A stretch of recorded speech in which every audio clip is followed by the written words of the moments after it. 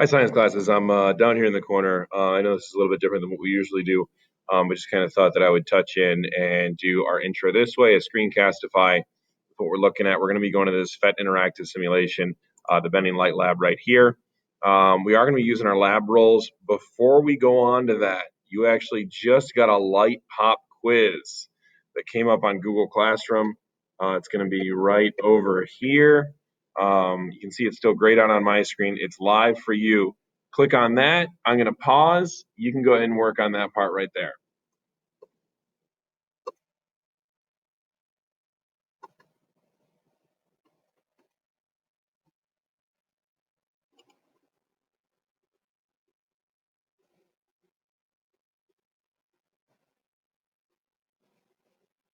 Okay, we're back in. We're going to take a look at the bending light simulation here. I'm just going to kind of show you how it works. Like I said, we are using our lab roles, so you already have your Chromebooks in front of you. Your student driver will just be kind of the one that is running the simulation while everybody else is able to follow along on their worksheets. For me to simulate that, I actually have the worksheet open here on my phone, sitting in the corner of my screen. And so you're just going to have three of you if you got a group of four with the regular thing open and the one person running the simulation like I'm looking at right now. So we click into it, we click intro. It says follow along with the class. You are following along right now. Open up the intro. When the simulator window opens, you should notice a laser pointing at a 45-degree angle. That is this right here. You can move it around.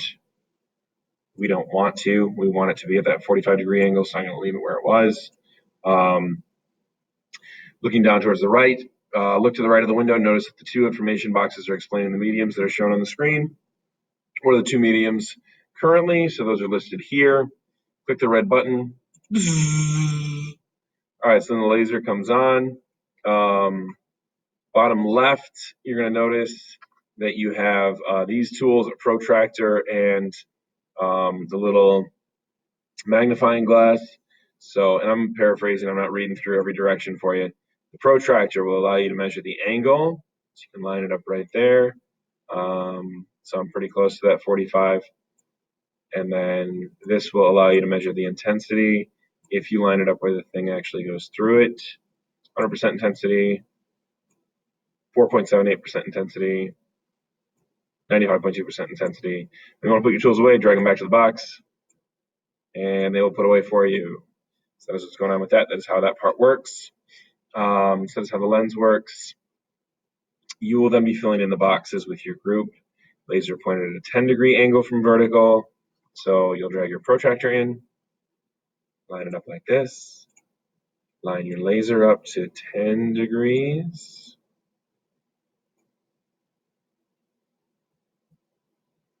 And if you can't get it 100% perfect, do your best.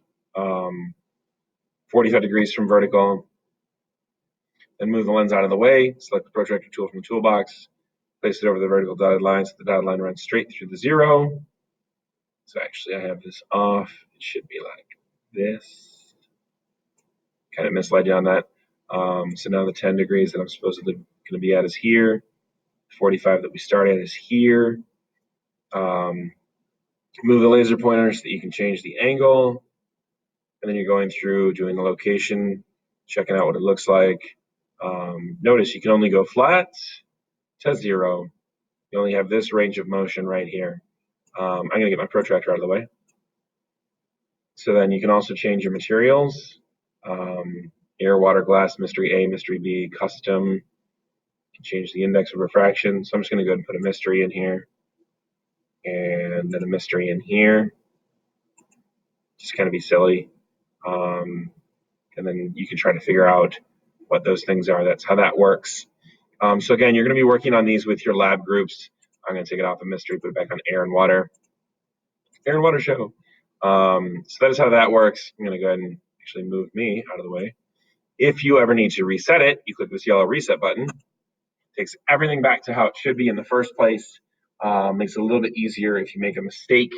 So feel free to play around with it first and then kind of come back around and go through your lab. There are several steps, 15 total activities listed in the lab, many of them more than one step. So I do expect this will take us a couple of days, especially since it's a Wednesday. So we're on shortened schedule. And we just did that light pop quiz to start class instead of jumping straight into this activity here.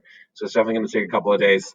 Once again, reminder that Friday is our lab day. I'm sorry, our quiz day for Sound and Light. Otherwise, there's a pop quiz today, but the actual quiz is going to be on Friday. So you're going to be looking at that stuff over there. If you did not yet turn in your lab report from yesterday, the one that looks like this,